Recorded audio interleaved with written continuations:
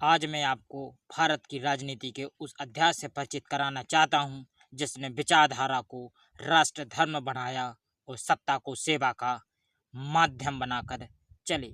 यह कहानी है भारत रत्न श्री अटल बिहारी वाजपेयी जी की, एक ऐसे नेता की जिनकी वाणी में शांति थी पर निर्णय में अडिगता थी। 25 दिसंबर 1924 को मध्य प्रदेश के ग्वालियर में जन्मे अटल जी एक साधारण शिक्षक परिवार से आते थे, किंतु विचारधारा और असाधारण था। विद्यालय से ही राष्ट्रोत्कर्ष, भक्ति की भावना और साहित्य से प्रेम उनके व्यक्तित्व में झलकने लगे थे।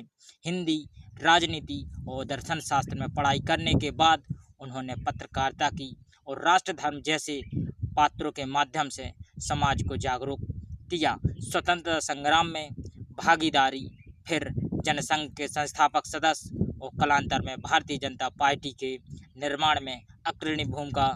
अटल जी वो नेता थे जिनका कद पार्टी से बड़ा था। वे पहले गैर कांग्रेसी प्रधानमंत्री बने जिन्होंने पूर्ण काल पूरा किया। उनके शासन में भारत ने अनेक ऐतिहासिक कदम उठाए। पोखरण 2 परमाणु परीक्षण, कारगिल युद्ध में वीरतापूर्वक विजय और सड़क विकास योजना के माध्यम से भारत की अर्थव्यवस्था को नई दिशा दी। अटल जी के नेतृत्व की सबसे बड़ी विशेषता थी संवाद और सहमति का संतुलन।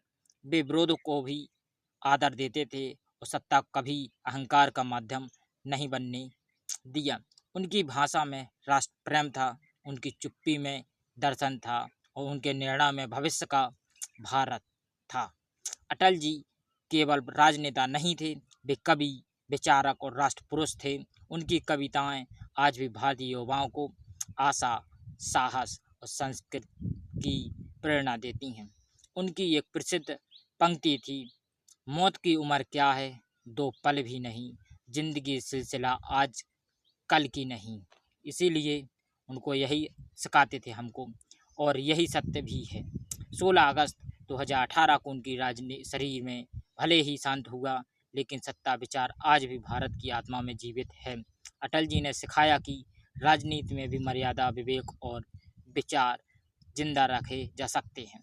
हम सबको उनसे यही सीख लेनी चाहिए कि राष्ट्र पहले है, विचारधारा बाद में। भाई अटल थे, अडिग थे और अमर हैं। भारत उन्हें सदा नमन करता है। वंदे मातरम। जय श्री राम।